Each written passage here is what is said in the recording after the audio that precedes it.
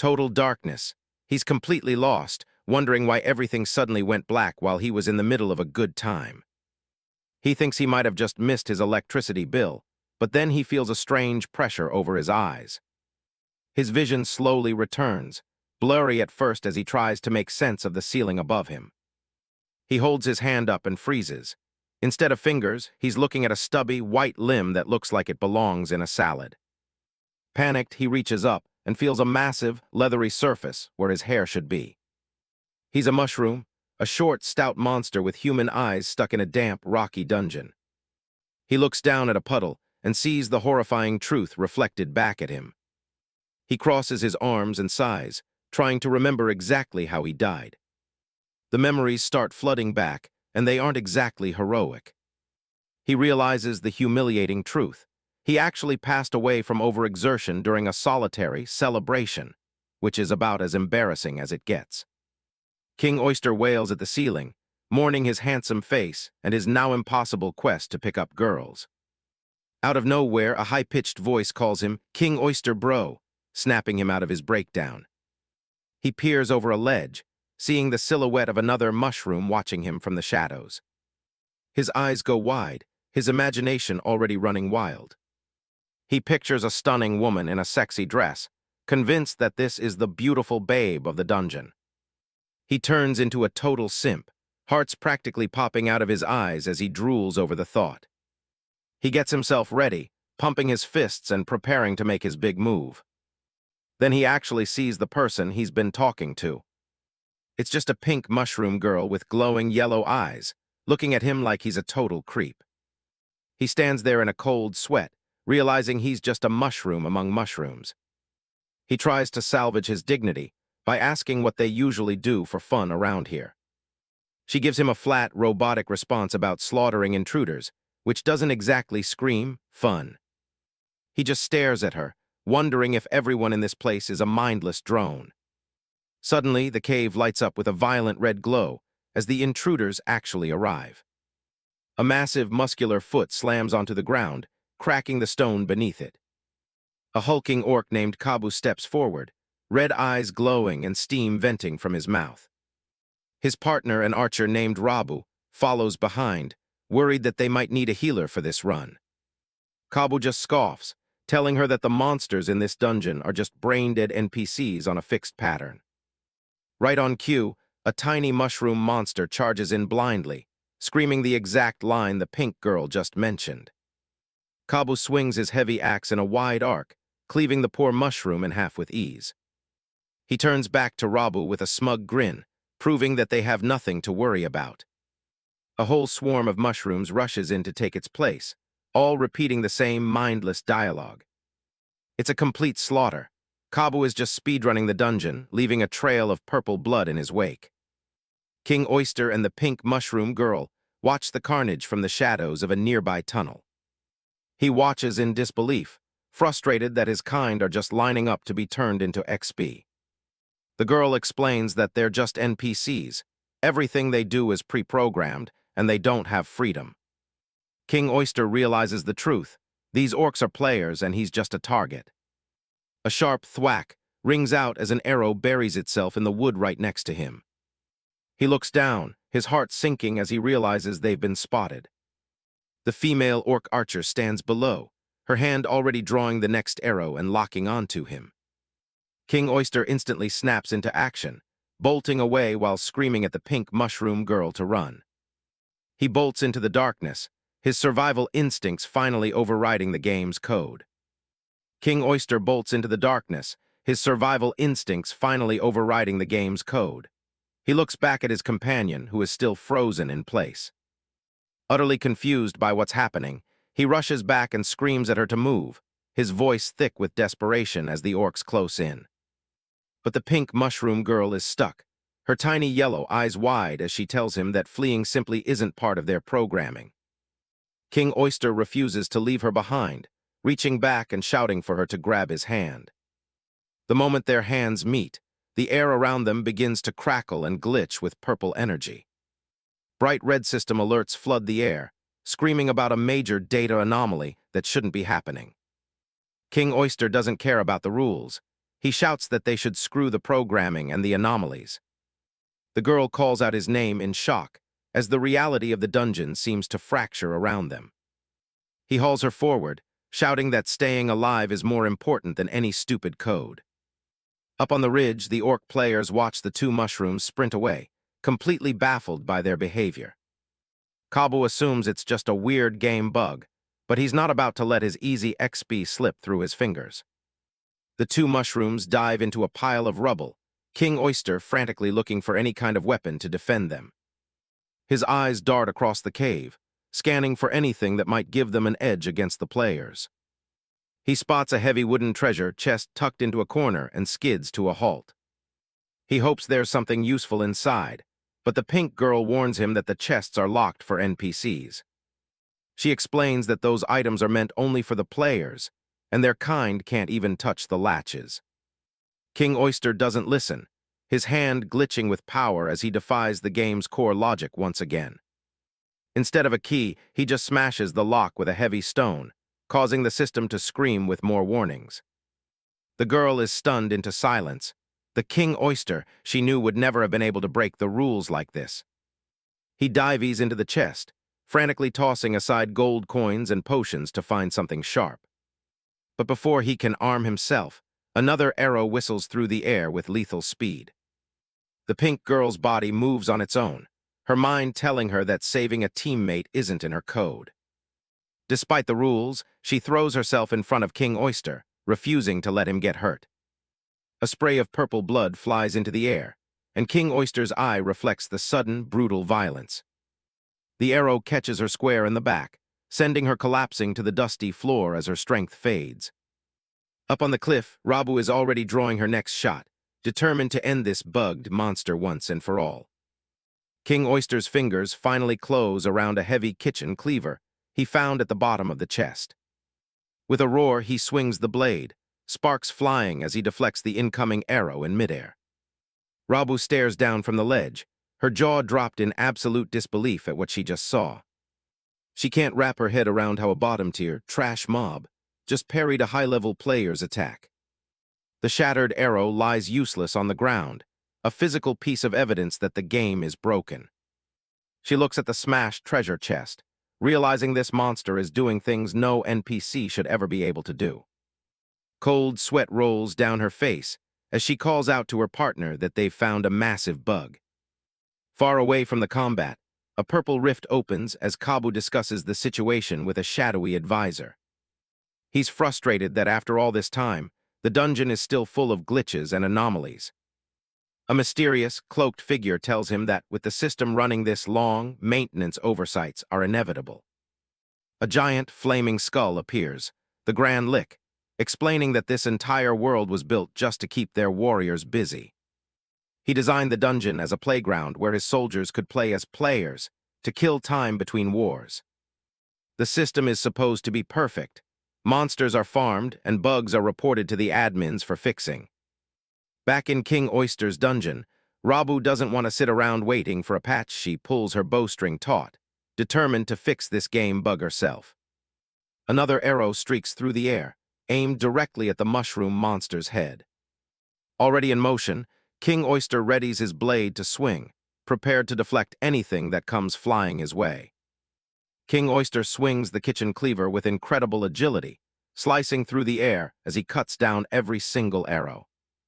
He's impressed by the fluid movements of his new mushroom body, realizing his base stats are actually quite high.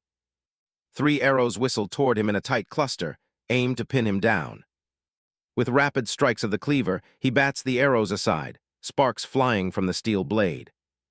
Glancing back at the thick chest lid behind him, he calculates his next move, knowing full well that his stubby legs put him at a serious disadvantage when trying to close the distance. To close the distance on that female orc, he needs something to block all of her incoming ranged attacks. With a decisive slash at the chest behind him, he hacks the lid clean off the wooden box. As he turns his head, his gaze locks dead onto Rabu while a barrage of arrows streaks straight toward his head. In one swift, decisive motion, he raises the chest lid to block the entire volley of arrows from the female orc. Rabu frantically draws back another arrow, her red eyes wide with disbelief as the monster refuses to die. Using the lid as a battering ram, he charges straight up the cliff face while taking a hail of fire. He crashes into Rabu's position with the force of a falling boulder, the impact kicking up a cloud of dust. King Oyster leaps into the air from the edge of the ridge, casting aside the heavy shield to go for the kill. A blinding blue flash of energy cuts through the air as the cleaver finds its mark. Purple blood sprays across the rocky ground, signaling a critical hit against the player. Rabu collapses onto the cracked earth, her life force draining away while King Oyster stands over his first kill. Taking down a player triggers a shimmering, massive system notification screen, congratulating the little mushroom on securing first blood and unlocking his unique, game-changing racial talents. He's just obtained powers like mycelial network and plant mushroom, which let him link with minions and harvest skills from corpses. There's even a new toggle that lets him switch between his mushroom body and a more human-like reconstructed form. He stares at the glowing text in shock, realizing he's just been granted a game system of his own. Without hesitation, he activates the plant mushroom skill to see what this new power can do. He steps onto Rabu's cooling corpse, his mushroom feet sinking into the orc's flesh. Eerie pink tendrils erupt from the ground, burrowing into the body to drain its remaining nutrients. King Oyster shudders as a wave of intoxicating energy rushes through him, making him feel more powerful than ever. He turns his head, his dark eyes searching for the fallen pink mushroom girl in the rubble below. She lies motionless in the dirt, the arrow still protruding from her back where she shielded him. He walks over to her side, whispering that since she took an arrow for him, it's now his turn to save her. Reaching out a glowing hand, he activates plant mushroom once more, surrounding her in a halo of red light. A blinding flare of energy erupts from her body, illuminating the dark cave in a crimson hue. Mycelial tendrils weave around her form, reconstructing her into something entirely new. A tall, slender humanoid figure begins to take shape within the swirling magical energy. The red light pulses with power as a woman's silhouette emerges from the core of the transformation. King Oyster watches in awe, his small body silhouetted against the brilliant radiance. He's so overwhelmed that a massive anime-style nosebleed erupts, his heart-shaped pupils completely glued to the glorious result in front of him. The light fades to reveal a beautiful woman with dark bun hair, a red streak and long pointed ears, clad in a red and black dress. A new status window appears, detailing the stats for a level 2 mushroom archer. This guard class focuses on agility and features a unique mushroom mycelium talent that allows for healing and skill absorption from fallen enemies. It even shows a newly acquired Orc Berserk skill, granting a significant damage boost for a short burst in combat. She sinks to one knee before her master, asking the chief to grant her a proper name. A floating prompt appears before King Oyster, tasking him with naming his first mushroom subordinate. He crosses his arms and ponders for a moment, wanting to find a name that fits her elegant new form. His eye widens as he comes to a decision, the choice clear in his mind. Pointing a finger toward her, he declares that her name shall be Seifeng from this day forward. Seifeng smiles up at him, accepting the name with grace before asking which secret realm they will raid next. King Oyster's expression hardens as he reminds her that they aren't players, they are monsters and NPCs. With a sinister, wide-toothed grin and glowing red eyes, he declares their top priority is to kill the remaining player. A scattered pile of bones lies forgotten in the dark, just another set of remains in this dungeon. Suddenly they're kicked aside, clattering across the uneven stone floor. Kabu stares at the debris, his expression sour. He's still trying to process how a weak-looking mushroom could have possibly taken out his partner, Rabu. He looks toward the tunnel, convinced that a standard level 1 monster couldn't pull off a stunt like that. He figures he's found himself a rare elite. Greed starts to take over as he imagines the loot. A blue-tier item drop would be enough to make him a fortune. He activates his orc charge, his massive body becoming a blur as he tears across the cavern. King Oyster stands right in the path of the stampede, looking incredibly small against the hulking orc. The ramming impact slams into the cave wall with an ear-splitting crash, shattering a massive chunk of the floor. but the target had already dodged to the side ages ago. Kabu stands in the middle of the impact zone, blood starting to seep from a fresh cut on his thigh.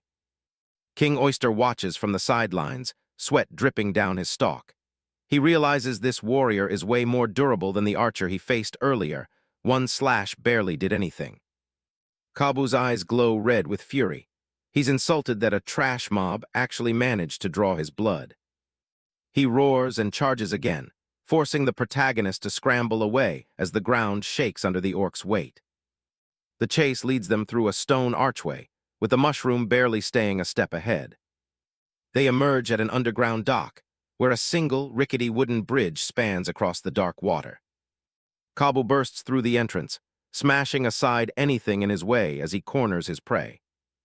He stops at the start of the walkway, looking at the little mushroom standing at the very edge of the platform. King Oyster just stands there with his back turned, quietly staring out at the water, fully in max level asking for a beating mode. The orc hesitates for a second, wondering if it's a trap, but then he scoffs. To him, it's still just a brainless NPC. That's when the mushroom turns around and calmly gives him the middle finger. Kabu's rage reaches a breaking point, a vein bulging in his head as he takes the bait. He lets out a roar, promising to turn the little guy into mushroom paste as he charges onto the bridge. The old wood screams under his weight, the planks buckling and snapping as he rushes forward. He leaps into the air for a final overhead strike, certain this is the end. He smashes down with everything he's got, but the protagonist has already vanished from the spot. King Oyster is seen midair, having jumped to safety just as the entire bridge collapses under the orc. There's a massive splash as Kabu hits the water, his heavy armor and weapon dragging him down. He thrashes around in the freezing water, realization dawning on him that he's been lured into a death trap. King Oyster looks down from the ledge, mocking him. He points out that the orc dropped his axe and can't move properly in the water. Before the warrior can react, the protagonist launches the kitchen cleaver he found earlier. The blade whistles through the air and bites deep into Kabu's shoulder, spraying blood that dyes the water red. Yet, the hulking orc still aggressively barks that it's nothing more than a mosquito bite. Then an arrow from above pierces right through his throat, finishing off the arrogant player for good. An arrow whistles through the air, trailing white streaks as it targets its mark. The arrow finds its mark, piercing straight through the back of the orc player's head. Kabu coughs up blood, his eyes wide with shock as he realizes he's been ambushed. Blood sprays as another arrow tears through him, ending any chance of a counterattack. The orc's hand slips beneath the surface of the water with a final splash. Seifeng stays perched on the cliffside, catching her breath as the red glow of her berserk skill fades away. The system confirms the orc warrior has been eliminated as his body floats lifelessly. King Oyster hops over to the corpse, excited that it's finally his turn to harvest. Red light pulses as the mushroom begins absorbing nutrients from the fallen player's muscular body. A massive pillar of light erupts, signaling the start of a physical evolution. Dust and smoke billow out from the transformation site as the ground cracks. Yang Gu stands up, now a tall, muscular human with striking black and white hair. Seifeng is completely stunned, her eyes darting down as she realizes her boss is missing something important. Panicking big time, the guy is pointing and screaming, whereas the girl just stands there completely unbothered, openly scanning his whole package. He grabs a broken axe handle to cover up, laughing off the fact that he almost forgot to wear clothes. Yang Gu's status screen confirms he's now a level 2 mushroom man boss. His mycelium talent allows him to self-heal and steal skills from absorbed enemies, and he's already unlocked a level-restricted orc berserk ability for a temporary damage boost. He also gains the ability to separate spores from his body to grow soulless mushroom soldiers on corpses or other nutrients. These minions share their experience points with him and can be grafted together, with 2 slots currently available. The final bit of loot includes 2 magic pouches. These are small, portable storage items that can compress and hold weapons or other gear, making it easier to carry equipment through the dungeon. Standing on the barren ground, Yang Gu asks how they are supposed to leave this godforsaken place. Seifeng then explains that they are trapped at the absolute bottom of the Mushroom Man dungeon, and the only way out is to go head-on, fighting their way straight to the top. Yang Gu finds that hard to believe, pointing out that those level 1 orc players seem to enter the area without any trouble. Seifeng explains that players have special system privileges that let them dive straight into low-level dungeons, a shortcut they can't use. Impressed and confused, Yang Gu asks how he knows all of this. Seifeng admits he picked up a lot of secrets by eavesdropping on player conversations during his time as an NPC. Setting their sights on the path ahead, the pair begins their climb, prepared to clear every floor between them and the exit. They hit a fork in the road, slimes to the left and a graveyard to the right. Yang Gu decides to split up, sending Seifeng to the slime floor to grind for experience. He's got his eyes on the graveyard, claiming it'll eventually be their base of operations. He catches a whiff of the air and recoils. The stench of rot is thick even from this far away. Looking up into the cavern, he realizes this is the dungeon's trash chute for corpses and junk. The floor is a massive pit, filled with skeletons and discarded bones. He sifts through the remains, looking for any residual nutrients he can still use. He finds a barrel leaking a mixture of health potions and graveyard humus. A nearby puddle of residual tar and humus provides more raw materials. He adds some torn magic books to the pile, completing his recipe for a new minion. Reaching out, he begins the process of planting a new mushroom soldier. Red energy flows from his hand, swirling the bones and potions into a chaotic vortex. The ground erupts as a new form begins to take shape amidst the magical storm. A pyroblast shroom emerges, its head bursting with living flames. A blue interface pops up, detailing the stats for the newly summoned level 2 pyroshroom. It's a fire-based minion equipped with an explosive blast for nutrient absorption and a flaming sprint that boosts its movement speed by 50%. Yang Gu isn't entirely impressed, nodding that while it looks tough, it's a bit on the small side. From the shadows behind him, a pair of glowing blue eyes watches his every move. A sudden discharge of blue electricity lights up the cavern.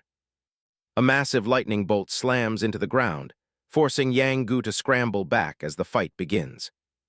From the shadows, a giant blue snail crackling with electrical sparks slides forward.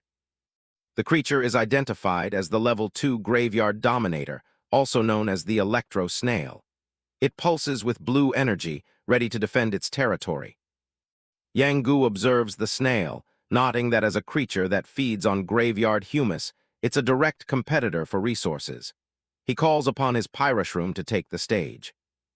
The pyroshroom launches a massive fire orb, its head glowing with intense heat. The attack is aimed directly at the snail. The fire orb streaks across the graveyard, lighting up the cavern. The electro snail watches the incoming projectile with glowing eyes. Fire and electricity collide in a violent explosion of sparks and embers. The impact sends a shockwave through the pit. A massive cloud of fire and smoke erupts, obscuring the battlefield.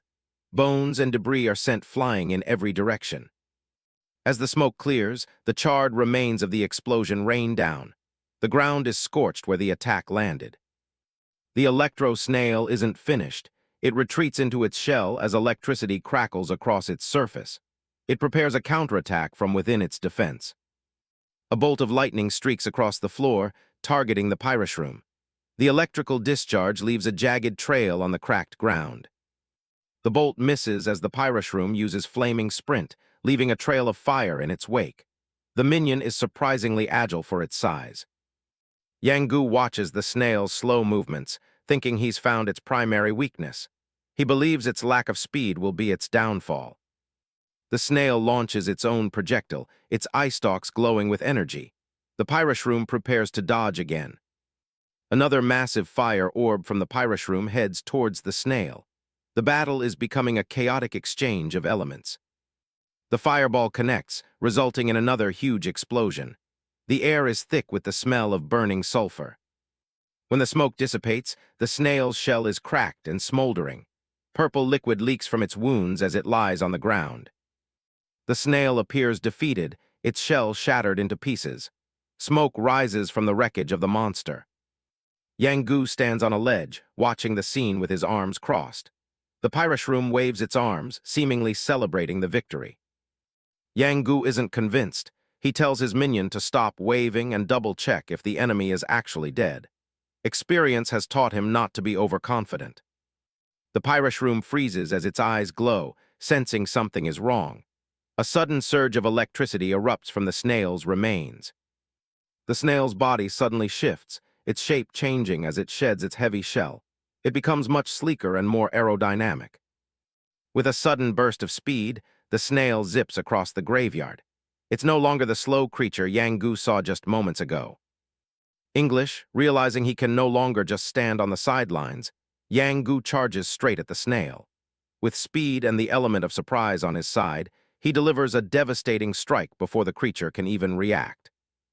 The snail hurls taunts, laughing gleefully as it goes full lightning superhero mode and easily dodges every single counterattack.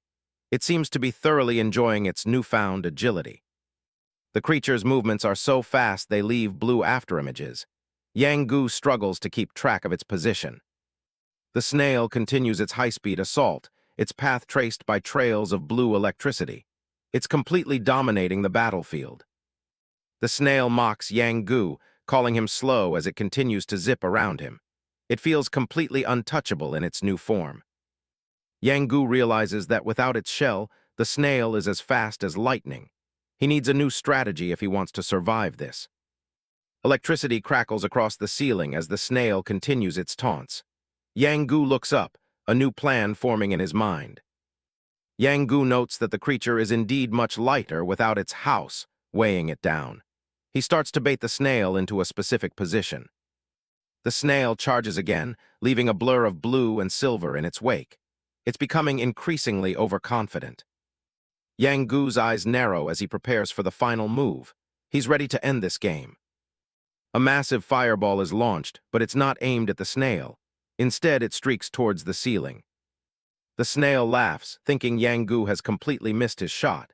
It continues to zip around, mockery in its voice. The fire orbs hit the ceiling with incredible force, shaking the entire cavern. Cracks begin to spread rapidly across the stone. Multiple fireballs impact the overhead rock, weakening the structure. The snail is still too focused on its own speed to notice. Utilizing that insane speed, it keeps flailing its arms and legs around, totally convinced it's some kind of superhero. Done showing off, it finally lands with a heavy stomp right in front of Yang Gu. Instantly, the snail keeps running its mouth to mock his speed, trash-talking that they are on entirely different levels. It clearly hasn't realized the gravity of the situation yet. Yang Gu gives a cold smile, telling the creature that he wasn't aiming for it in the first place. His trap is finally sprung. The entire ceiling gives way, burying the snail under a mountain of rock and dust. The cave-in is absolute. The snail is trapped under the rubble, its speed now completely neutralized. It stares up in shock as the final realization hits. The electro-snail zips through the smoke and falling debris, confident that its superior speed will keep it safe from Yang Gu's trap. It believes nothing can catch it in this chaotic environment. From the side, Yang Gu instantly activates the absorbed orc skill, entering a state of primal rage. System alerts flash continuously as he prepares to unleash his orc charge. The electro-snail looks up, its eye stalks glowing with blue energy as it tries to track the source of the new threat. It realizes it's no longer the only fast creature in the pit. A dark, swirling vortex erupts from the smoke, pulling the snail toward the center. The creature is shocked to find its cover being turned into a trap. The snail's eye stalks twitch frantically as it desperately looks for an escape route, still under the delusion that it can dodge the incoming attack. It is so hyper-focused on the mushroom in front of it that it fails to notice another threat closing in right before its eyes. Yang Gu slams its massive axe down, catching the snail mid-leap and smashing it against the cavern floor. Purple liquid sprays everywhere as the monster's shell is crushed. The electro-snail stares in disbelief, realizing it fell for an ambush hidden within another ambush. Its strategy was completely outplayed by Yang Gu's tactical depth. A final, massive impact sends a shockwave through the ground, burying the remains of the snail. The battle for the graveyard dominance is over. Yang Gu stands before the splatter on the wall, watching the last of the purple fluid drip down. He remains calm, his eyes fixed on the spoils of his victory. A system notification appears, confirming the elimination of the electro-snail. Yang Gu's hand glows with red energy as he prepares to harvest the monster's nutrients. Waves of red light pulse around Yang Gu as the experience points from the level 2 boss wash over him. He can feel his power growing with every pulse. The system announces that both Yang Gu and Seifeng have reached level 3. A new skill, Spirit Shroomification, is added to his arsenal, allowing him to empower his soldiers. Blue sparks and ethereal energy coalesce in the air, signaling the birth of a new minion. Yang Gu watches with interest as the formation takes shape. The system introduces the Electroshroom, a fast-moving soldier capable of releasing powerful electric shocks. It's the perfect addition to his growing faction. The newly evolved level 3 Electroshroom hovers in its glowing spirit state, crackling with blue lightning. Its appearance is sleek and formidable. Beside it, the level 2 Pyroblast Shroom also shifts into spirit state, its crown of fire burning brighter than ever before. Yang Gu's army is starting to take shape. Yang Gu surveys the area, deciding that this graveyard will serve as the base camp for his mushroom folk. He commands his minions to begin cleaning up the site. While his minions work, Yang Gu's thoughts turn to Seifeng. It's been a while since their last shared EXP gain, and he wonders if she's run into a particularly tough opponent. Deep in another part of the dungeon, dozens of green slimes have been pinned to the rocks by precise arrow shots.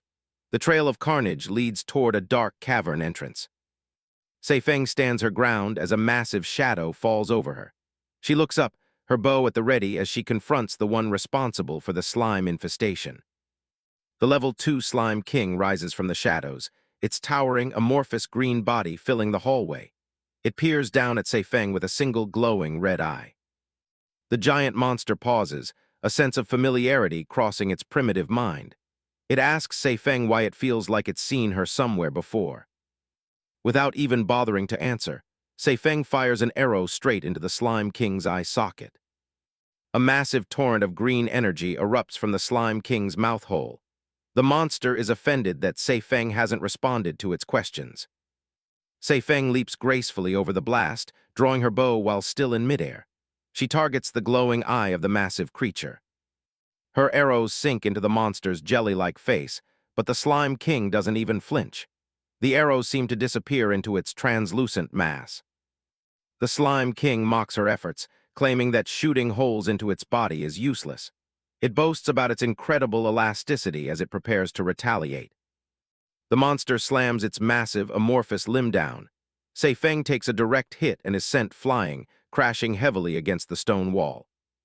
The devastating blow sends her spinning uncontrollably, kicking up a massive cloud of dust and smoke. The Slime King gloats, claiming to be completely different from its lesser underlings. It laughs as its body easily absorbs the shock of every attack. The monster explains that as long as it has groundwater to replenish its fluids, physical attacks are a waste of energy. It seems completely untouchable. Looking down at Seifeng from its height, the Slime King tells her to die. It prepares to bring its full weight down on her. The monster raises a massive, club-like extension of its body. It's determined to crush the annoying, pink mushroom girl. The blow lands with incredible force, but something is wrong. The Slime King's body doesn't seem to have the same strength it had moments ago. The monster's eye hole widens in shock as its body starts to lose its shape. It looks down at its own limbs, which are starting to sag and run. The Slime King cries out, wondering why its body is suddenly collapsing. It feels its strength being drained away from within. The monster is horrified to see dozens of small mushrooms sprouting from its skin. They are growing at an impossible rate, their roots digging deep into its core. The mushrooms cover its entire body, turning its green mass into a feeding ground. The Slime King is becoming a living nursery. The monster realizes with a scream that even the groundwater beneath its feet has been drained dry by these parasitic growths. It has been completely neutralized. The Slime King desperately tries to remember when these parasites managed to infect its body. It can't understand how it was defeated so easily. The monster finally connects the dots, realizing that the parasitic spores were attached to the arrowheads from the very beginning. Every shot was a setup for this moment. As its body fails, the Slime King finally recognizes Seifeng. It remembers her as the pink-capped mushroom guy from its territory earlier. The Slime King's remains dissolve into a puddle of green ooze, leaving behind a massive, obsidian-colored horn that thuds heavily onto the cracked cavern floor. Seifeng stands before the prize as a system window identifies it as a devoured minotaur horn, a rare material so durable that even the Slime King's acidic body couldn't digest it. Wisps of glowing red nutrients rise from the slime corpse and flow into Seifeng and Yang Gu, as the system confirms a massive surge in experience points. Bathing in the radiant light of the level-up, Yang Gu looks on with a satisfied smirk, while Seifeng remains poised and ready for her next command. A notification announces that Seifeng has reached level 4, unlocking the mycelial string arrow skill, which allows her to generate high magic bowstrings and arrows from her own body. Yang Gu also hits level 4, gaining access to the Scout Shroom ability, which allows him to cultivate mushrooms for reconnaissance and information gathering through his mycelial network. Yang Gu hoists the massive horn onto his shoulder, standing before his glowing spirit minions, the Pyroblast Shroom and the Electro Shroom. Seifeng gazes down from a rocky ledge, observing that Yang Gu's newly planted Shroom soldiers have already efficiently cleared the entire area of enemies. Yang Gu grunts under the weight of the massive material, acknowledging that while the territory isn't particularly large, it serves their current needs well. He examines the texture of the horn, noting that its quality is vastly superior to any of the broken weapons or scraps they've scavenged from players so far. Despite the valuable find, Yang Gu points out a major obstacle. They still lack a skilled craftsman who can forge such materials into useful gear. As Seifeng suggests hunting for one, Yang Gu smiles and raises a finger, confident that his newly acquired scouting skill will make the search much easier. Yang Gu reaches out with his hand, channeling his power into the earth to search for any nearby players or corpses possessing the crafting skills they require. Veins of glowing red energy from the mycelial network surge across the rocky floor, spreading out like a web of light in every direction. Small, pinkish scout shrooms sprout from the network, their caps acting as sensors that relay information back to Yang Gu. One of the scouts picks up an energy signature nearby, catching the sound of weapons clashing and the voices of players engaged in a struggle. Through the scout's vision, a group of blue orcs is seen cornering a lone figure in a secluded cave, demanding that he surrender and return to their forges. The dwarf craftsman stands his ground with a defiant glare, swearing he will never return to the slavery that worked his people to death. Refusing to tolerate the defiance, a blue orc slaver lunges forward with his spear, his red eyes glowing with murderous intent as he moves to execute the dwarf. The lifeless body of the dwarf craftsman lies wedged deep within a rocky crevice, his battle ended in defeat. Glowing pink mycelial tendrils reach out from the shadows, seeking a connection with the fallen warrior. Yang Jun and Seifeng stand at the edge of the chasm, looking down at the grim scene. The young leader sighs, lamenting that they arrived just a step too late to save the craftsman's life. Seifeng peers into the darkness, her expression one of confusion as she fails to see what he's looking at. He calmly instructs her to extend her mycelium and link with the network to share his vision. As her own tendrils glow with energy, Seifeng's eyes widen in realization. The connection is successful, and the hidden details of the cave floor finally become clear to her. Deciding that he will save the dead since the living are beyond his reach, Yang Jun prepares to offer the craftsman a new existence. To him, it's simply a different way of living within the dungeon's ecosystem. He begins the process of transplanting a pyroshroom into the host body through the complex mycelial network. A violent surge of energy erupts from the connection point, sending sparks and magical discharge flying against the stone walls. A massive vortex of swirling white and pink light consumes the crevice, signaling the completion of the resurrection. From the dissipating energy, a powerful new figure emerges, his skin glowing red and his hair replaced by a smoldering mushroom cap. Yang Jun pulls up the status screen for his newly resurrected soldier, Firehammer. He's a level 4 Pyroshroom dwarf artisan with a primary focus on strength and fire magic, granting him increased resistance to flames. Along with standard Mushroomkin traits, his hybrid form gives him a natural edge against toxins and physical attacks. His artisan skills are now supercharged by his fire attribute, making his crafting far more efficient.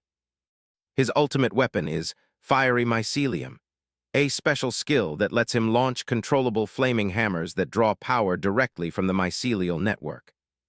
The newly formed soldier, wreathed in flames, stares at his own hands in utter disbelief. He questions his new state, his voice filled with the confusion of a being born anew. Yang Jun steps forward, confirming that he brought the dwarf back to serve as his first elite shroom soldier. With an authoritative tone, he gives the warrior his new name, Firehammer. Firehammer tries to speak of his home and the plight of his people, but Yang Jun cuts him off. He reveals that his tracker shrooms have been following the trolls responsible all along. Deep in the dungeon, a group of blue-skinned trolls wanders through a vast, dimly lit cavern. The heavy foot of a troll steps dangerously close to a small, glowing mushroom tracker hidden in the rocky ground. The blue orc slaver acting as mini-boss laughs cruelly, discussing their plans to simply capture more dwarves from the dungeon if their current slaves die from exhaustion. His laughter suddenly dies out as his red eye catches a glint of movement. He stops in his tracks, his senses warning him of an approaching threat. They look down the path to see Firehammer's fiery silhouette, standing tall amidst the shadows of the cave. The slaver scoffs, dismissing the newcomer as just another wandering elite mob that has somehow strayed into their territory. Seeing nothing but a bonus source of experience and loot, the blue orc slaver lunges forward with a predatory grin. He hurls his spear with incredible force, the weapon whistling through the air as it targets the stationary Firehammer. Firehammer doesn't flinch, instead swinging a massive, ornate hammer that glows with the intensity of a forge. The hammer connects with the projectile in a shower of sparks, the force of the block creating a powerful shockwave. Debris and dust explode outward from the collision, the ground cracking under the pressure of the two forces. A secondary explosion of fire follows, momentarily blinding the attackers as the cave fills with smoke.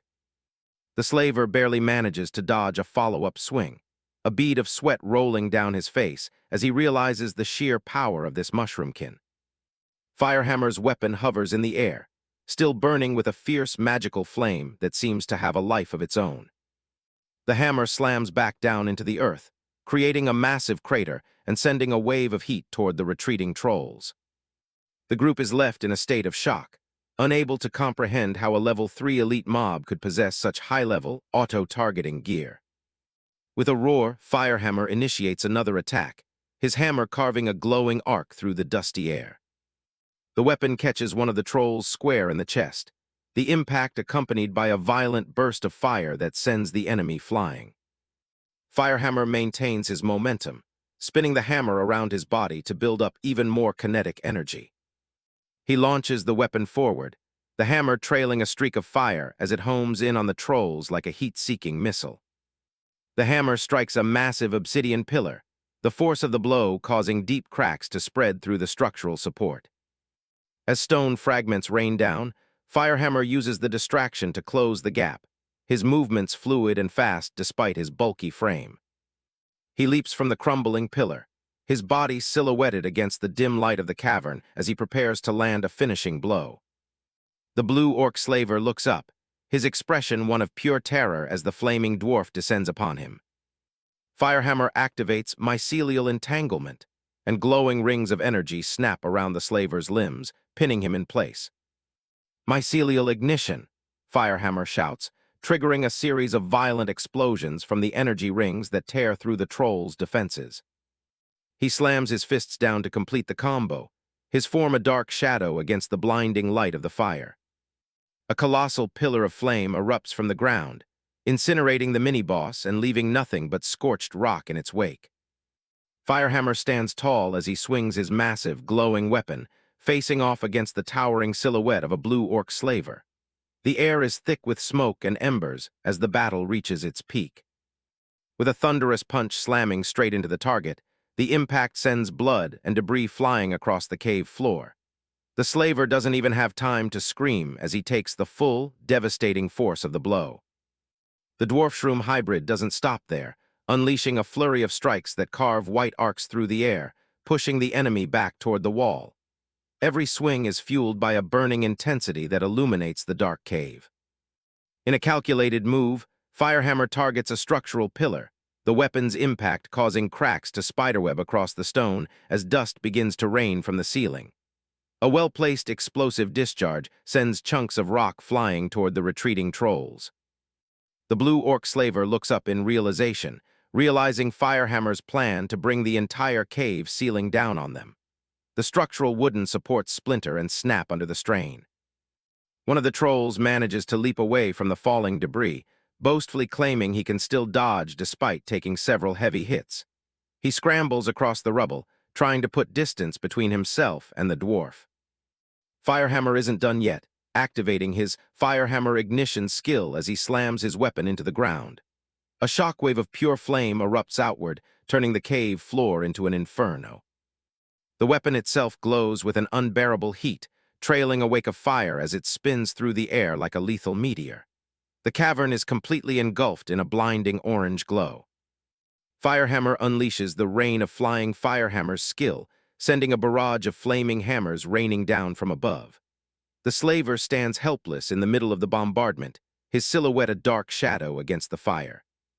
The blue orc slaver's eyes widen in terror as he realizes he has no way to dodge the sheer number of incoming projectiles.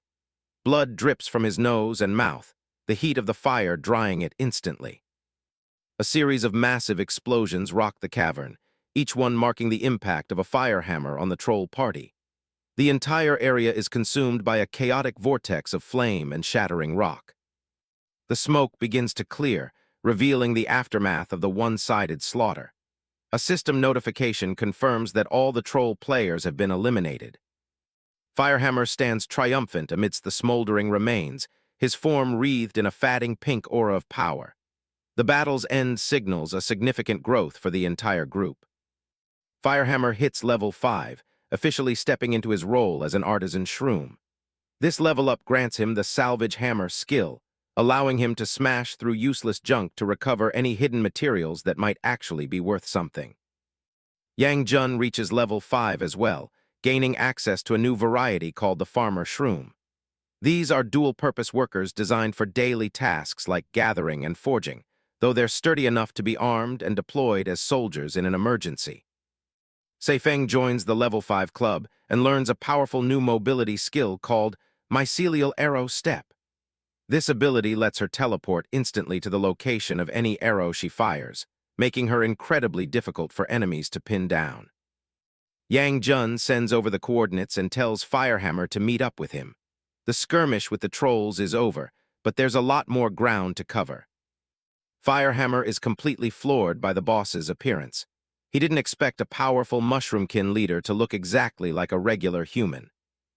Yang Jun explains that their reconstructed forms are heavily influenced by what they were in their previous lives. Since he was a human before, his body stayed that way after the change. He notes that Seifeng was also human before being turned into a Mushroomkin, which is why she retained her appearance too. It's just the logical result of how their race works now. Handing over the Minotaur horn they found earlier, Yang Jun asks if it can be forged into some proper weapons. He's looking for something more reliable than scavenged tools.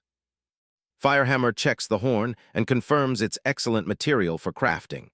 However, he's going to need a few more resources to outfit the entire team properly. Yang Jun tells him not to sweat it since they're standing right in the middle of a massive boneyard. There should be plenty of scrap and materials lying around if they look closely. The team begins searching the area, and it doesn't take long for things to start happening. They're picking through the rubble of the cavern for anything useful. Loot starts dropping as they clear through the debris. They're finding a mix of old weapons and discarded equipment left behind by whatever used to live here. One of the better finds is a discarded demonic iron bracelet. It's a bit rough, but Firehammer can definitely work with the metal. Firehammer gets straight to work, striking the metal with powerful, flaming blows. Sparks fly as he uses his fire-based abilities to soften the tough materials. He even manages to find some raw demonic iron ore embedded right in the walls of the cavern. It's exactly the kind of high-tier stuff he needs to finish the gear. A small level 5 farmer shroom helps out by tending the furnace. Every minion in the base has their own role to play in the production line. Firehammer activates his specialized forging hammer skill, bringing down a massive blow that glows with intense heat. The metal begins to take the shape of a true weapon. The weapons are finally finished, and Firehammer presents them to the boss. He even used the leftover scraps to put together some proper clothes and shoes. Yang Jun draws his new refined double-edged sword and is immediately impressed. It's a massive upgrade from the crude axes they were using before. The blade is a level 5 weapon that holds a small amount of magic power. It's perfect for channeling spells during combat, though it's not indestructible. Seifeng receives a new weapon as well, a refined hunter blade bow. She looks it over, ready to see how it performs in the field. Her new bow can use mycelium as a string, allowing her to fire off enchanted arrows by channeling her own power directly through the weapon. Firehammer also reveals that he's stitched magic pouches into the lining of their clothes. It'll make it way easier to pull their weapons out of thin air when things get hairy. Seifeng asks where they're heading next. Yang Jun's plan is ambitious. They're going to clear out this entire floor to secure their territory.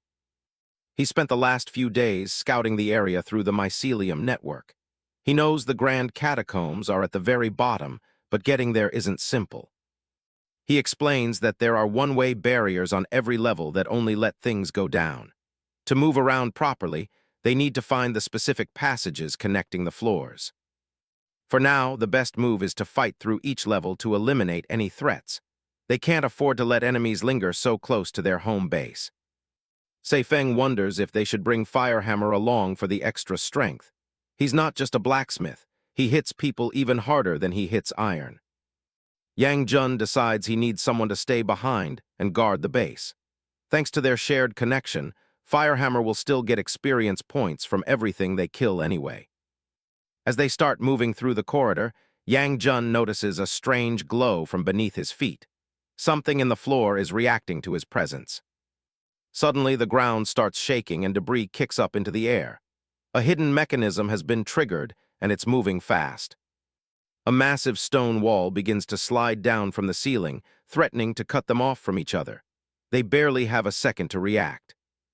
The heavy slab slams into place, completely blocking the path. Yang Jun is left staring at the stone, realized he's been separated from Seifeng. He isn't bothered, figuring a single punch should be more than enough to clear a path. He steps up to the wall and places his hand on the cold stone. He activates Firehammer's shared flame mycelium, wrapping his entire arm in a swirling fire. It's a specialized fire-based explosive attack. He throws a massive punch directly into the stone slab. The impact creates a huge explosion, sending fire and rock fragments flying everywhere. The blast is intense, filling the entire hallway with smoke. It looks like it should have been enough to reduce the entire wall to rubble. But as the smoke clears, a glowing yellow magic array flares up across the surface. The wall hasn't moved an inch. It's holding firm against the strike. Yang Jun realizes this is a reinforced trap wall bolstered by magic.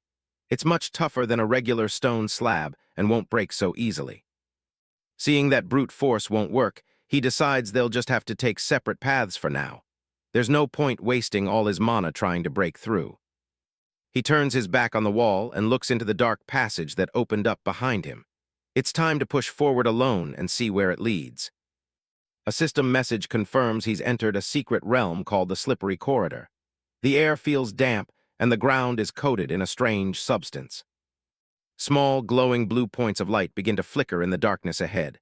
As he moves closer, he realizes those aren't lights, they're eyes. Yang Jun narrows his eyes, focusing on the movement in the shadows.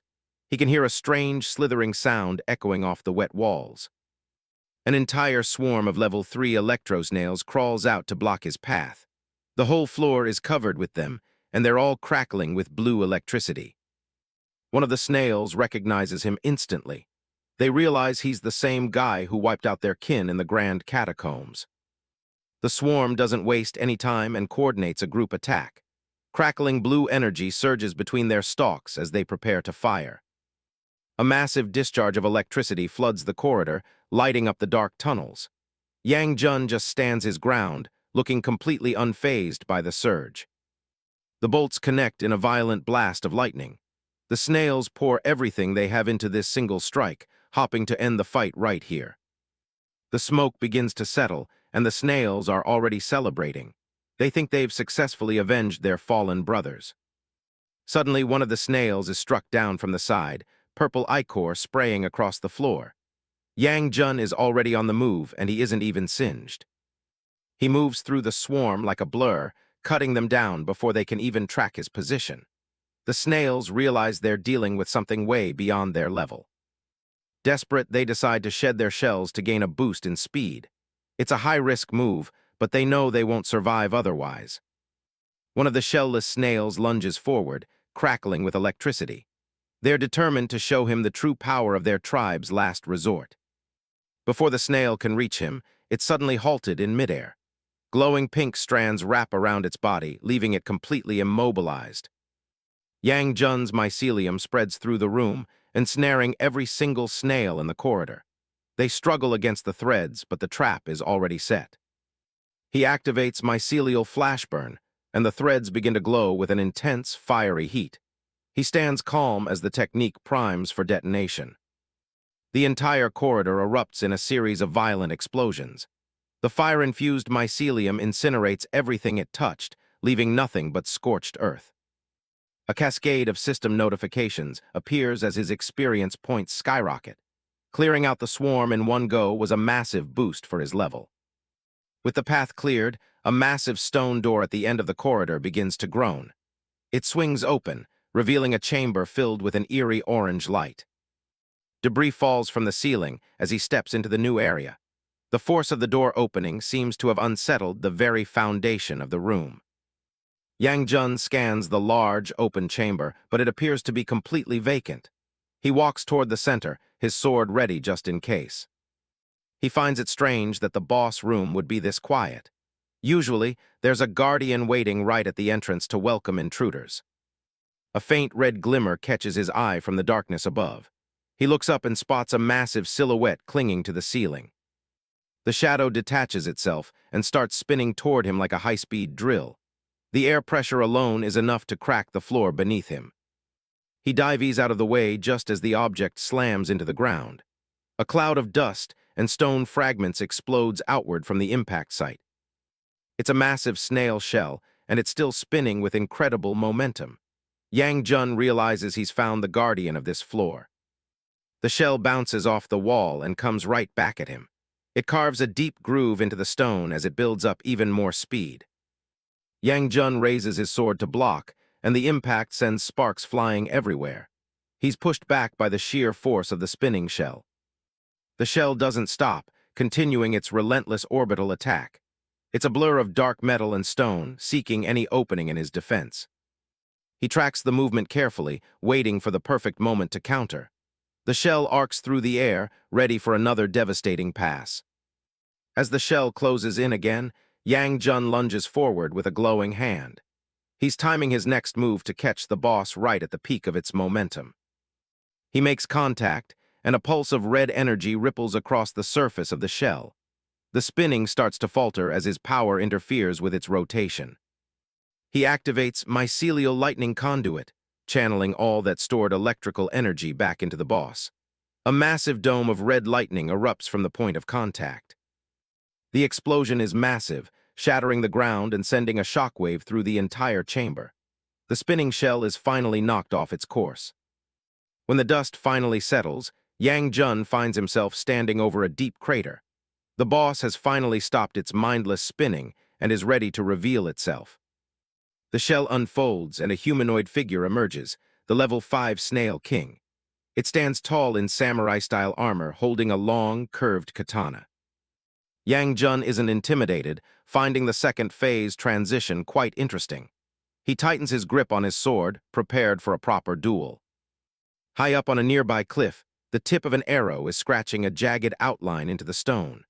Looks like someone is absent-mindedly unleashing their inner artist while a brutal battle rages fiercely below.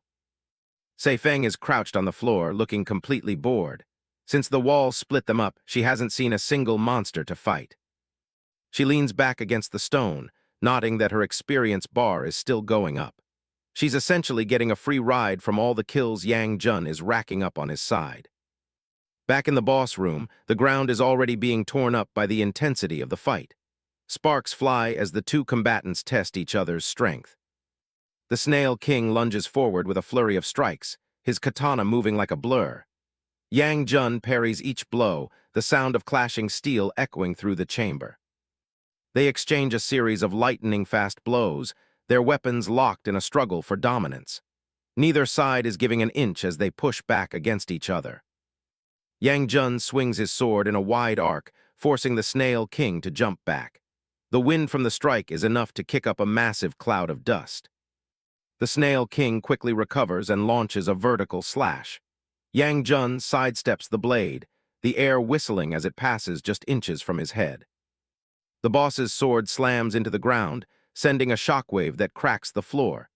Yang Jun is already positioning himself for the next exchange.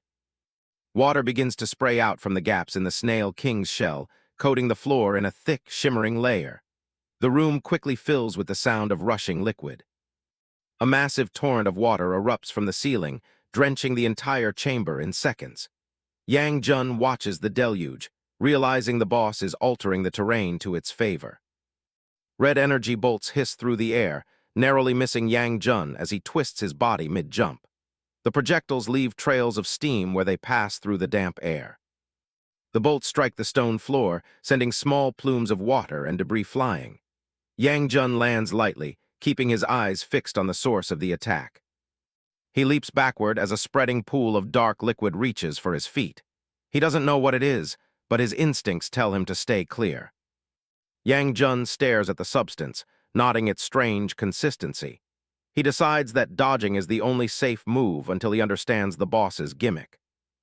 Under the pressure of the flowing water, the pink mycelial strands lose their grip on the stone. They peel away in clumps, drifting uselessly in the current. Yang Jun looks down in surprise as his control over the battlefield literally slips away. Without the mycelium anchored, his movement options are severely limited. He drops into a low crouch, his hand splashing into the shallow water as he tries to regain his balance. The floor has become a treacherous, frictionless surface. A sudden blur of motion cuts through the spray as the Snail King launches a high-speed counterattack.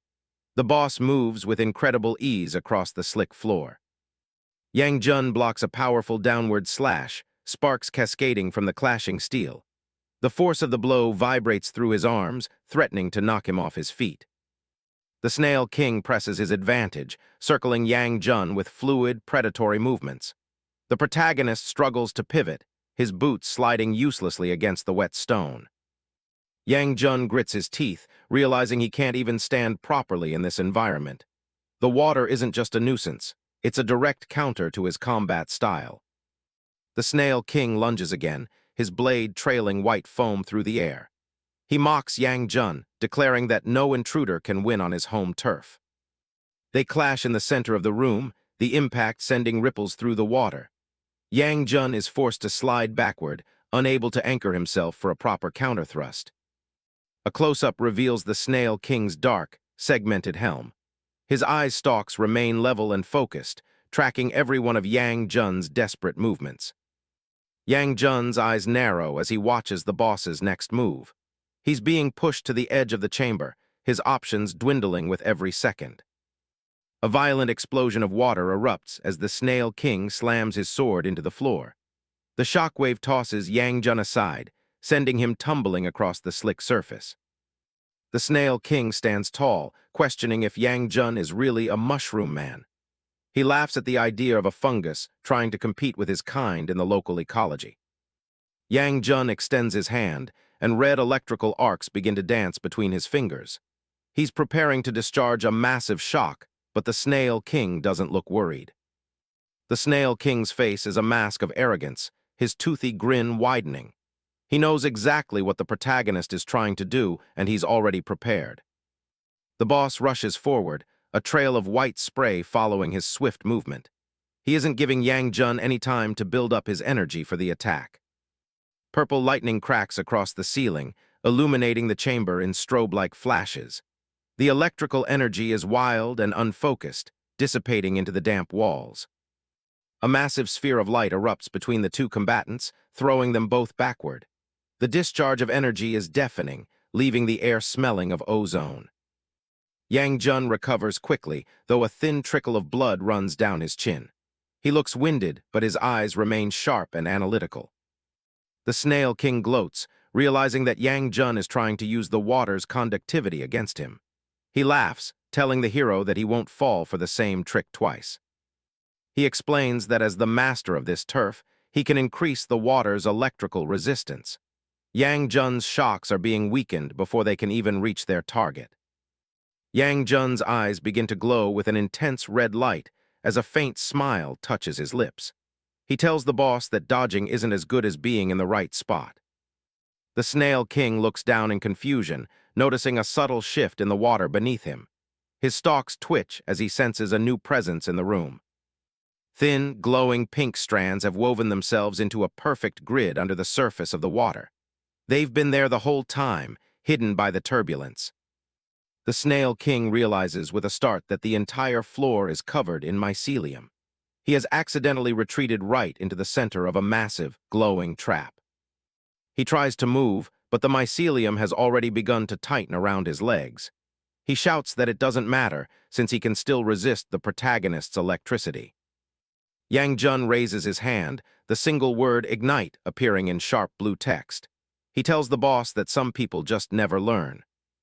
The mycelium erupts into white-hot flames, turning the water-filled floor into a boiling inferno. The Snail King's scream is lost in the roar of the fire. A massive pillar of fire reaches for the ceiling, consuming everything in the center of the room. The intense heat turns the standing water into a blinding cloud of steam. As the smoke begins to clear, debris falls from the scorched walls.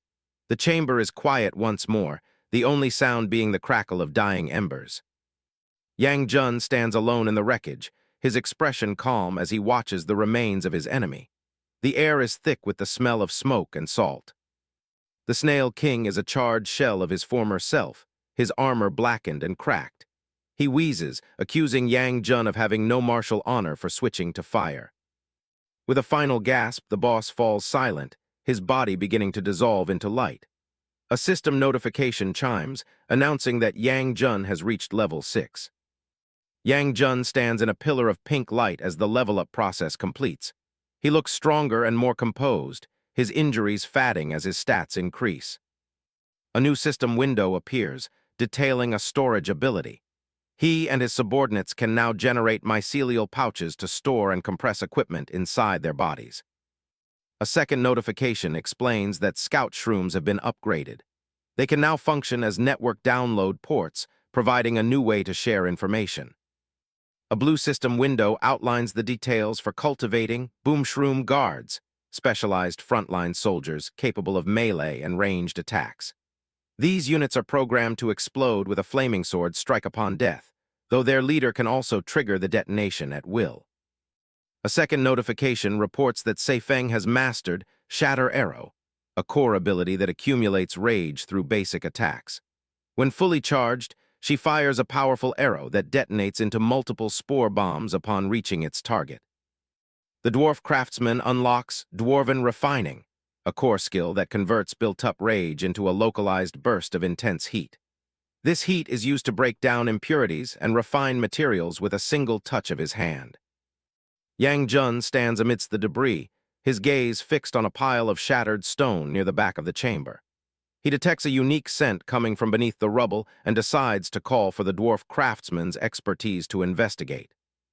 A sudden eruption of dust and rock fragments bursts from the pile as someone forces their way through from the other side.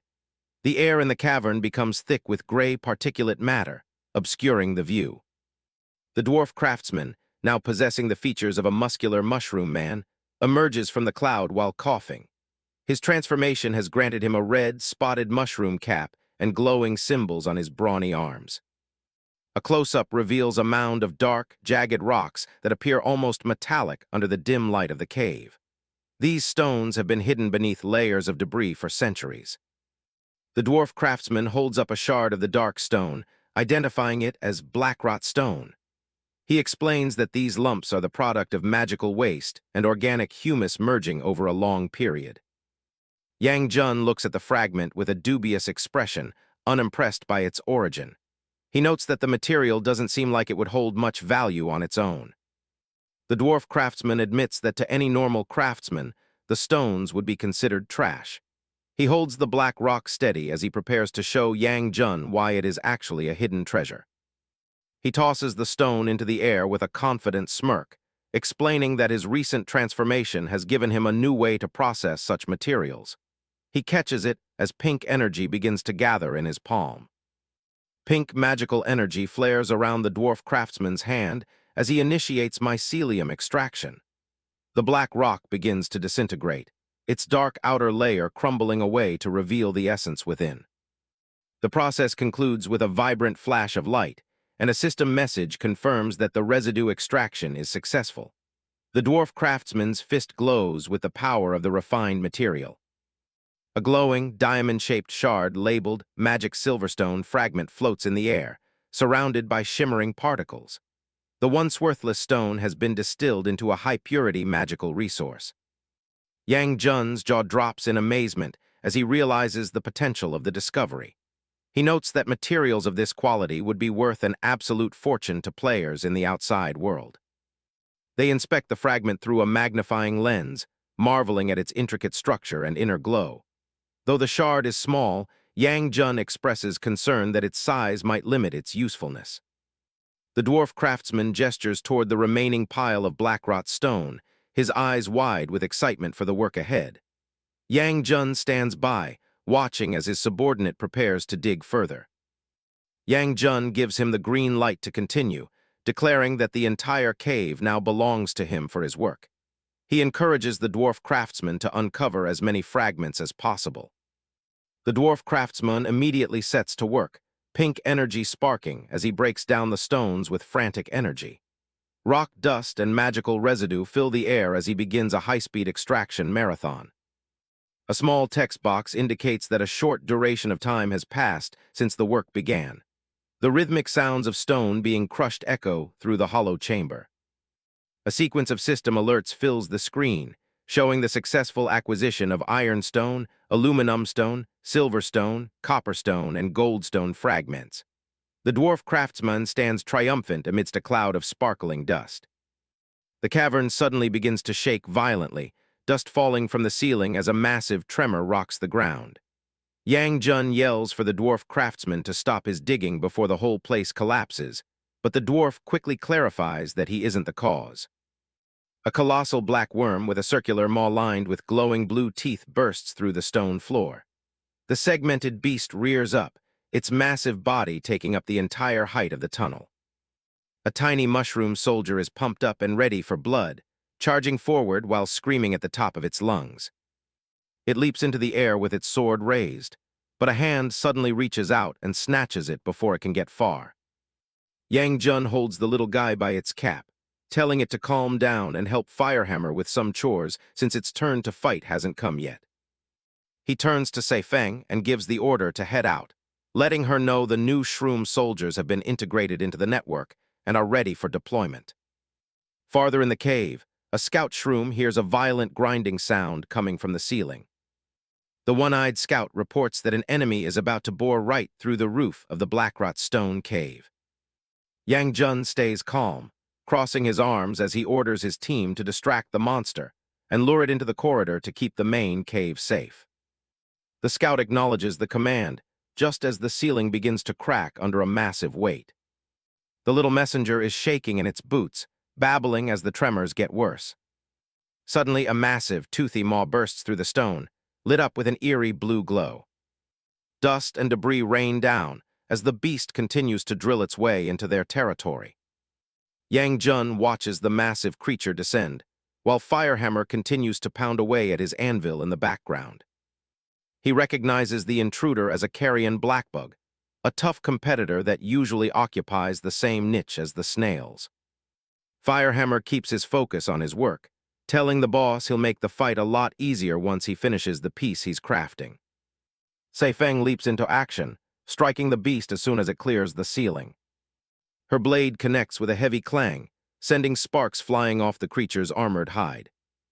She delivers a fast series of slashes, her movements a blur as she tries to find a weak spot in the monster's defense. Despite her speed, her sword barely leaves a scratch on the thick shell.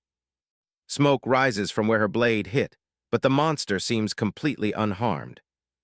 Seifeng pulls back, realizing the bug's armor is so hard it's actually starting to chip her sword. A tiny scout shroom lands on her shoulder, telling her that Firehammer's new gear is finished and ready for download. The little guy instructs her to pull the weapon directly from the mycelium network. She places her hand on the scout's cap, and a digital interface appears as the transfer starts. The progress ring fills up rapidly, glowing a bright pink as the data streams in. The carrion blackbug doesn't wait, lunging forward with its massive mouth open. Just as the beast is about to snap, the download finishes and a glowing magic silver arrow appears in Seifeng's hand. She stands her ground, the arrow crackling with energy as she nocks it and takes aim. It's an armor-piercing explosive arrow, and it's glowing with enough power to pierce the beast. She releases the shot, a streak of pink light that pierces right through the bug's open maw. Immediately after firing, she quickly leaps clear of her position to evade the giant worm's oncoming charge. Seifeng lands on her feet and watches as the arrow begins to detonate inside the monster. Glowing energy veins spread across the bug's neck, lighting it up from the inside. A massive orb of light expands within the creature's gullet. The internal explosion is violent, tearing through the beast's head and sending gore flying everywhere. Multiple blasts ripple through the bug's body, shredding its armored shell into pieces. One final eruption completes the job, leaving nothing but a steaming mess on the cave floor. A system notification confirms the kill, and Seifeng's experience points take a jump.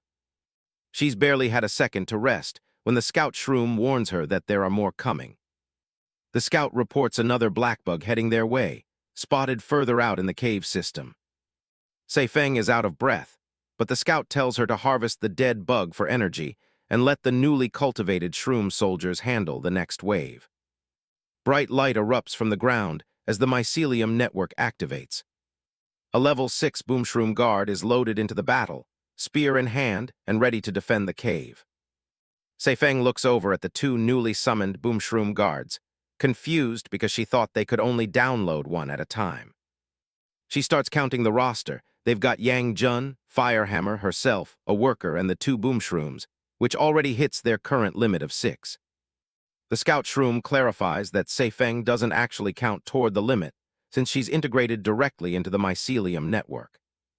Nearby, a massive black monster thrashes around, kicking up a thick cloud of dust as it tries to recover. The scout shroom watches the beast closely, wondering if it's keeping its mouth clamped shut because it's scared of another explosive arrow.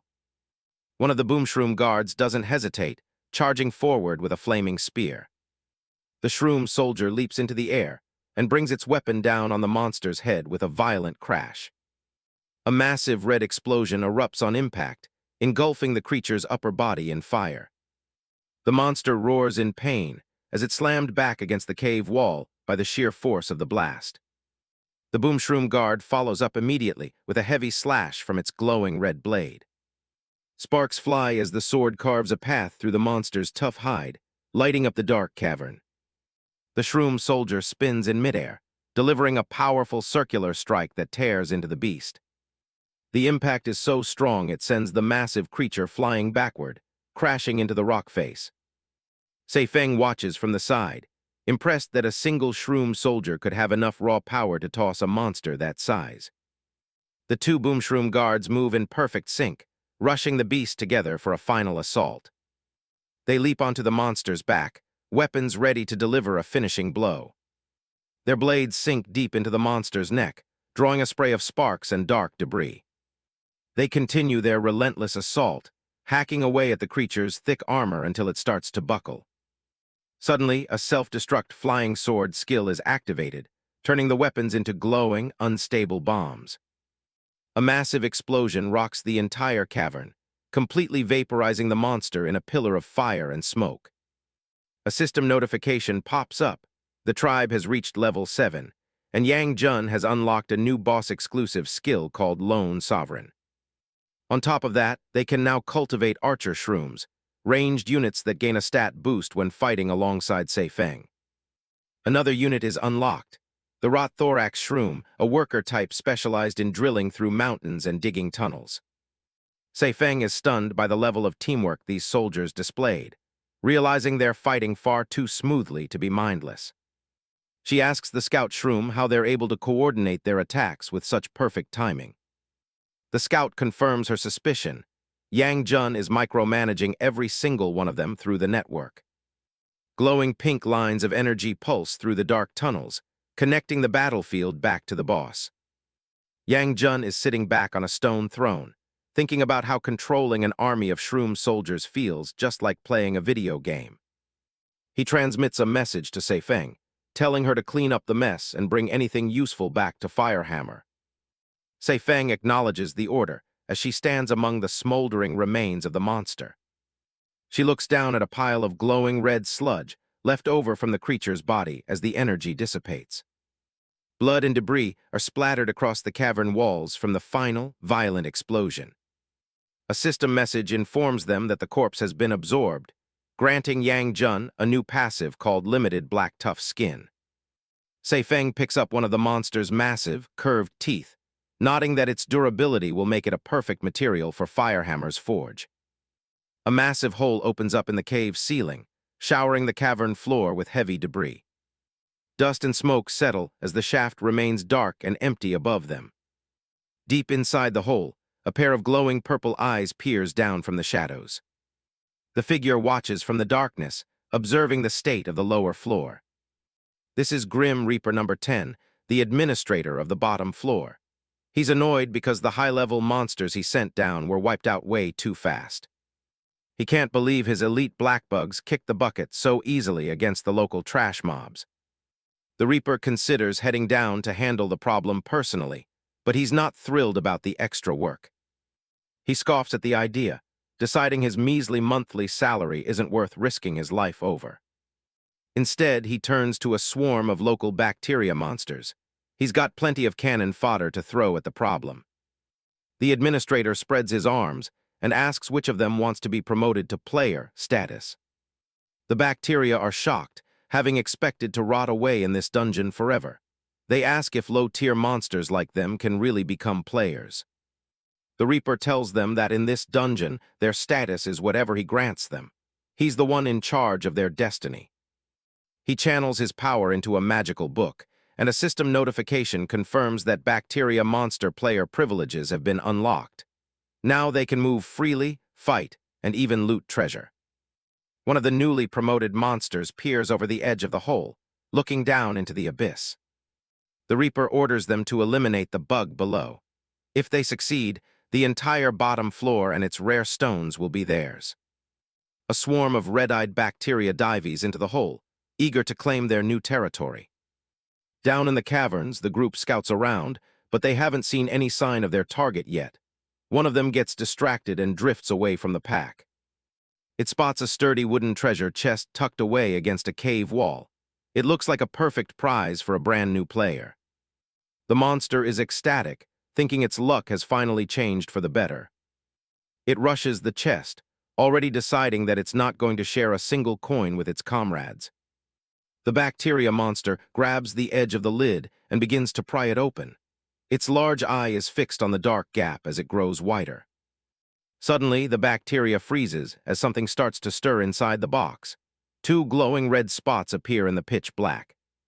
A pale hand shoots out from the darkness and snatches the monster by its face. It's too fast for the creature to even react. The bacteria is yanked inside, and the heavy lid slams shut with a dull thud. The monster is gone in an instant. The wooden chest sits silent for a moment before it's suddenly enveloped in a swirl of red energy. It seems the loot was actually an ambush. A blur of movement flashes past the other bacteria as they wait nearby. One looks back, confused to find its leader has vanished into thin air. Another monster is suddenly caught in a flash of motion. It doesn't even have time to shout before something grabs it. The remaining monsters look around, sensing they're being hunted, but there's nothing but empty stone and shadows. Another bacteria is suddenly snared by glowing red threads. It lets out a muffled cry as it's dragged backward into the gloom. The monster is pulled into a dark crevice at high speed. The trap has been sprung, and the swarm is being picked off one by one. A heavy silence falls over the empty corridor, where the monsters were standing just moments ago. The survivors are spooked, wondering where everyone else went. They realize they're in serious trouble. They huddle together, scanning the ceiling and the corners. They're starting to suspect they weren't the only ones who came down here. An arrow strikes one of the monsters with explosive force, sending it flying across the cave. The remaining scouts panic as their numbers dwindle to one. The last bacteria stares into the shadows, shouting for the attacker to reveal themselves. It's the only thing it can do as it waits for the next shot. A figure watches from a ledge high above. A shadow stretches across the rock as the hunter prepares another shot. It's Milan, a level 7 archer shroom with a massive red mushroom cap. She stands with her bow drawn, but she looks incredibly nervous as she stammers an apology. Seifeng stands behind her, leaning against the cave wall. She scolds the young shroom, asking why she's busy apologizing to the enemy. Seifeng watches her with a skeptical look. She's surprised that a subordinate born from a fierce blackbug turned out to be so shy and timid. Milan tearfully apologizes again and draws her bowstring to full length. A massive surge of red energy knocks a magical arrow as she locks on to the final target. She lets the bolt fly, and it streaks through the air with a high-pitched whistle. The glowing arrow is wrapped in crackling red electricity. Milan's arrow connects with a sharp impact, sending a ripple of energy through the air. The bacteria monster is surprisingly tough, its red-spotted face twisting into a mocking grin. It warns her not to underestimate it just because it hasn't shown its true power yet. Milan doesn't hesitate. She activates her split arrow skill, a vibrant red aura flaring around her as she pulls her bowstring to full draw. Dozens of magical bolts erupt from her bow, filling the cavern with streaks of red light. The bacteria are caught in a lethal crossfire, their screams muffled by the whistle of the incoming shafts. One of the monsters takes a direct hit to its large central eye. It reels back, its body twitching from the force of the arrow. The rest of the swarm is in full retreat, scrambling over the rocks as the barrage continues. Milan's precision is terrifying as she picks them off one by one.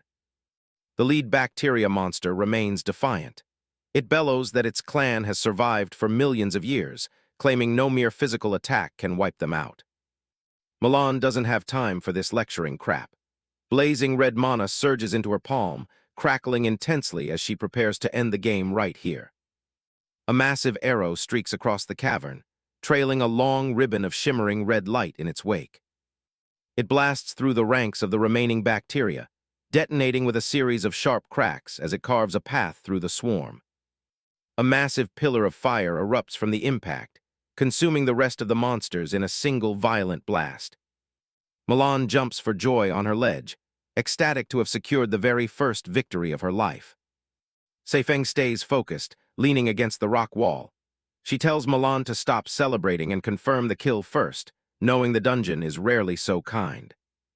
The warrior girl Seifeng's gaze instantly shifts as her instincts pick up on a presence 10,000 times more powerful, heavily advancing toward them from the shadows. Milan's excitement quickly turns to fear as she looks toward the source of the noise. A massive shadow begins to stretch across the cavern floor. A massive impact shatters the floor, sending shards of stone flying everywhere as a new entity arrives.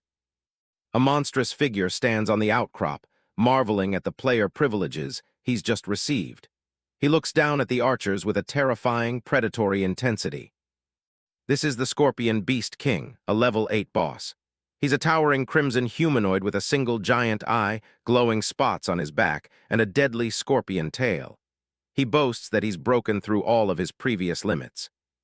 He looks down at Seifeng and Milan from his perch, his posture radiating arrogance. He knows he has the advantage in this fight. Saifeng realizes Milan is outmatched and orders her to fall back and provide cover while she takes the front line. Milan tearfully apologizes for being a burden as she scrambles away.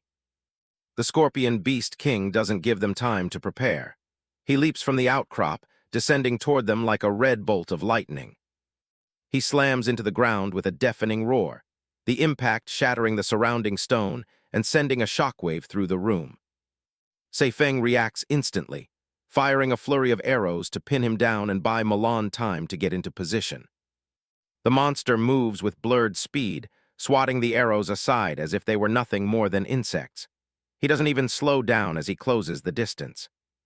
One arrow manages to graze his face, nearly hitting his massive central eye. He barely even flinches as the shaft zips past.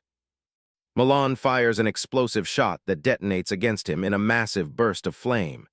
He steps out of the smoke completely unharmed, mocking the attack for being too weak to scratch him. He scoffs at the weak attacks, his voice echoing through the cave. The explosion didn't even leave a singe on his crimson hide. Milan is horrified, her eyes wide as her best attack is dismissed so easily. She can't believe her explosive arrow was deflected without a second thought. Saifeng stays calm, knowing that forcing him to turn his head was exactly the opening she needed for her next move. She fires 3 specialized arrows, each one connected to a glowing red thread of mycelium. The shafts arc through the air, trailing the light behind them. The Scorpion Beast King laughs, convinced the archers have lost their minds from his kingly aura. He mocks them for missing 3 shots in a row as he prepares to charge. He suddenly stops mid-motion, a confused grunt escaping him. Something is holding him back from reaching his targets. He looks down and sees the glowing red threads wrapped tightly around his arm. He realizes the missed shots were a calculated trap to ensnare him. The arrows have anchored themselves into the cavern walls, using the mycelium network to bind the monster in place. He's trapped in a web of glowing light. He's unimpressed by the trap. He thinks he can snap these flimsy threads with a simple flex of his muscles as he prepares to break free. Just as he tries to forcefully break free, a blazing red energy begins to flash violently around his body. Saifeng instantly triggers her severe proliferation infection skill, forcing the guy to double over in agony. Saifeng looks coldly at the bacteria monster twisting in pain, her gaze completely unwavering as she calmly draws her bow to deliver the finishing blow. As the deadly toxin sweeps through, the monster completely collapses to the ground. Realizing the perfect opportunity has arrived, she turns to the 2 guards, ordering them to quickly finish it off. A massive mushroom warrior rises behind the Scorpion Beast King, its yellow eyes glowing as it prepares to strike with its full weight. A sharp red arc tears through the air as a counterattack is launched with blinding speed. The light cuts across the panel in a lethal curve. Saifeng and Milan look on, their faces pale with shock as their desperate last stand fails. The battle has taken a dark turn, leaving them defenseless against the beast. Close up from behind, the greatsword is about to crash down on the Scorpion Beast King's head but suddenly freezes midair, completely losing all its momentum.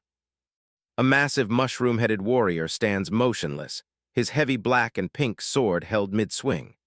A bubble containing a question mark and exclamation mark hovers over the scene as the battleground grinds to a halt. A text box questions why the mushroom guard isn't attacking and why he has suddenly frozen in place. The Scorpion Beast King's giant red eye narrows, its 3 pupils pulsing as he lets out a sharp, mocking laugh. His segmented tail lashes out, slicing through a glowing red mycelial thread. He explains that he began infecting the network the moment he was near his limit, turning their own connections against them. A close-up shows the infection blooming like a small explosion on the guard's darkened leg. The monster gloats that his new puppet no longer listens to any commands but his own. The Scorpion Beast King throws his head back and roars, demanding that everyone on the network get infected together. A wave of yellow energy begins infiltrating Saifeng's system, leaving her completely bewildered. Swarms of bacteria spores drift through the cave, their tiny red eyes and sharp teeth visible as they cackle in the dark. Far from the front lines, Yang Jun's eyes glow a piercing red. He orders all his mushroom subordinates to disconnect from the network and stay offline until he arrives. Seifeng grits her teeth and swings her hand, a pink arc of energy severing the glowing fungal thread connected to her chest. Milan mimics the action, her small blade cutting through the red mycelium as she tries to isolate herself from the spreading infection. Seifeng looks at her hands, her brow furrowed as she realizes the disconnect wasn't fast enough to stop the bacteria. She collapses to her knees, blood spattering the ground as a system warning for severe proliferation infection appears above her head. Milan lies motionless on the cavern floor, her body covered in the same glowing, infectious energy as she trembles. The scorpion beast king leaps from the ceiling, his massive form descending toward the helpless archers as he laughs at their struggle. He lands with a heavy thud, his clawed hand glowing with heat. He mocks them, revealing that his bacteria are airborne and that their attempt to go offline was useless. A tight close-up of his central eye shows the three pupils pulsing with malevolent light as he prepares to strike. A sudden blur of movement from below catches him off guard. Yang Jun delivers a powerful upward kick that cuts through the air with a whistle. The force of the strike travels all the way to the cave's ceiling, shattering the stone and causing debris to rain down. Yang Jun stands in the dust beside the kneeling Seifeng. She apologizes for being infected, but he calmly takes the blame and tells her to fall back with the others. The scorpion beast king stands amidst the falling rubble, his back turned to the newcomer as he absorbs the impact. The monster turns his head slightly, his giant eyes scanning the man who just interrupted him. He asks if Yang Jun is the leader of the group. Yang Jun stands with his back to the viewer, his silhouette firm against the dark cave. He doesn't offer a direct answer, his focus entirely on the threat ahead. The scorpion beast king launches himself into a high, vertical kick that seems to split the air with its power. Yang Gu cleanly blocks that colossal leg with just the axe in his hand, the impact unleashing a shockwave that cracks the floor beneath his feet.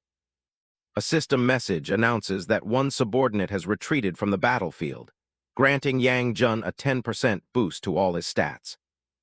Yang Jun's hand begins to crackle with an intense, pink lightning-like energy as he readies his own strike. His eyes are fixed on the monster's face. An explosion of red and orange fire erupts at the point of impact, completely filling the panel with light and heat. A close-up of Yang Jun's eye shows a cold, unwavering focus as he stares down his opponent through the smoke. The scorpion beast king laughs as he blocks a blow, unaware that a second subordinate's retreat has just pushed Yang Jun's stat boost to 20%. Yang Jun lets out a short grunt of exertion, his expression remaining grim and determined as the battle continues. He unleashes a 1,000-pound punch straight to the scorpion beast king's face, but it seems the villain saw the attack coming. He raises his hand, cleanly catching Yang Jun's punch and immediately starts trash-talking. However, the terrifying force of the punch sends the scorpion beast king flying backward, crashing heavily into the dungeon wall. The ground shatters under the weight of the attack. The scorpion beast king struggles to understand why the human's strikes are becoming progressively heavier and more difficult to block. Yang Jun's eyes glow a fierce red as he hovers in the air, his body a dark shape against the chaos of the cavern. He unleashes a rapid series of crisscrossing red energy slashes that carve into the scorpion beast king's body, lighting up the dark cave.